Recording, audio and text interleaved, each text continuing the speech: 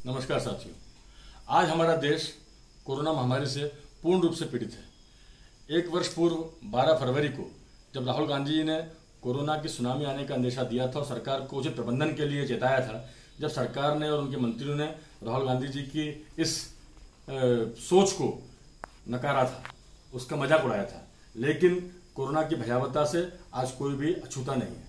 साथियों, एक लॉकडाउन ने हमारे देश की पूरी अर्थव्यवस्था की रीढ़ तोड़ दी।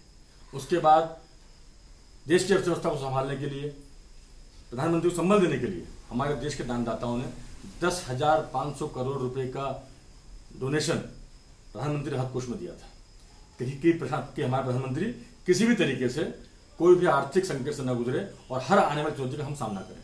लेकिन साथियों, आप देखिए, जिस पैसे को वेंटिलेटर्स की व्यवस्था के लिए दिया था, जिस पैसे को ऑक्सीजन प्लांट बनाने के लिए दिया था, जिस पैसे को वैक्सीन के लिए दिया था, आज उसका कोई हिसाब नहीं है। साथियों, आज देश के हर व्यक्ति को वैक्सीन फ्री लगनी चाहिए।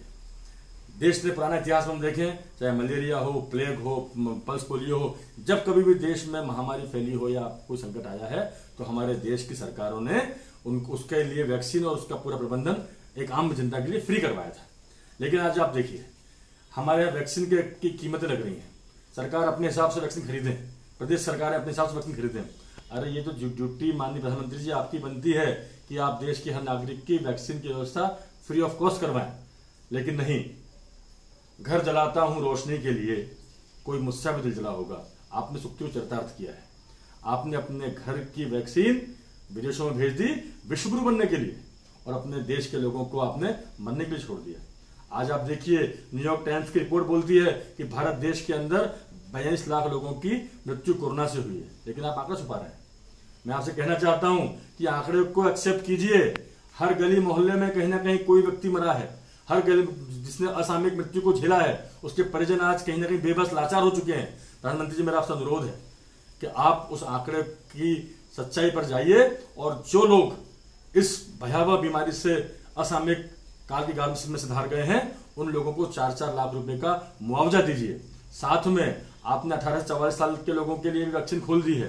मैं साधुवाद देता हूं आपको, लेकिन मनमोहन सिंह जी की बात को अगर आप मान रखते तो कहीं ना कहीं आज आपको लगता कि उनकी सही सोच थी। उन्होंने कहा था कि जितनी भी फार्मास्यूटिकल कंपनीज है उन लोगों को आप ड्रग बनाने का लाइसेंस दीजिए, लेकिन आपने उसको नहीं दिया। आज सुप्रीम कोर्ट ने भी इस बात को बोला है कि इस फार्मा कंपनीज को लाइसेंस दिया जाए, जिससे कहीं ना कहीं बड़ी मात्रा में वैक्सीन पैदा होंगी और एक आम आदमी को लग पाएंगी। आप देखिए मोदी जी, मात्र 3% लोगों को 2 डोज लगे हैं, 13% लोगों को सिंगल डोज लगा है। आपने की गाइडलाइन के अनुसार एक व्यक्ति को डोज लगने के बाद, टीकाकरण होने के बाद 28 दिन में पुनः सेकंड टीका लगवाना था। तो कहीं ना कहीं कोरोना से वायरस पर हमारा वो टीका प्रभावी था, लेकिन उसकी एफिशिएंसी खत्म हो जाएगी। आपने 28 को 56, 56 को 64, 84 कर दिया। आपके तुगलकी फरमान इस देश के आम व्यक्ति के जीवन से खिलवाड़ कर रहे हैं। मेरा आपसे अनुरोध है, जल्द से जल्द भारी मात्रा में वैक्सीन उपलब्ध करवाइए और एक जन सामान्य को वैक्सीन सुलभ हो, वैक्सीन फ्री हो, और उसके जीवन से खिलवाड़ न करते हुए उसके जीवन को आबाद करने में अपनी भूमिका निभाइए। आपने बड़े बड़े वादे, जुमले, मन की बातें करी हैं, इन सबको छोड़ दीजिए, लेकिन अब एक आम व्यक्ति के जीवन को नारकी मत बनने दिए। उसके जीवन में खुशहाली रहे, वो आगे बढ़े। आपके हर कदम पर, आपकी हर आवश्यकता पर पूरे देश की जनता इसलिए साथ में खड़ी है क्योंकि ये दौर राजनीति का नहीं है, ये दौर देश को आबाद करने का है, ये दौर देश को समृद्ध करने का है। इसलिए राहुल गांधी जी और उनकी पूरी सेना और इस देश का हर व्यक्ति आपके साथ इसलिए खड़ा रहेगा क्योंकि हम चाहते हैं कि हमारा देश समृद्धशाली हो, हमारे देश में कोई सब निरोगी हो, हमारे देश का बढ़ता विकास हो। लेकिन अगर आप इस तरीके से खिलवाड़ करेंगे, अभी फोटोबाजी करेंगे, अभी चुनाव में व्यस्त रहेंगे, तो कहीं ना कहीं आपको इसका पनिशमेंट मिलेगा और समय आने पर आपको इसका माकूल जवाब दिया जाएगा। आपसे अनुरोध है, एक बार पुनः अनुरोध है आपसे कि आप वैक्सीन फ्री कीजिए और वैक्सीन सुलभ कीजिए। धन्यवाद। जय हिंद, जय भारत।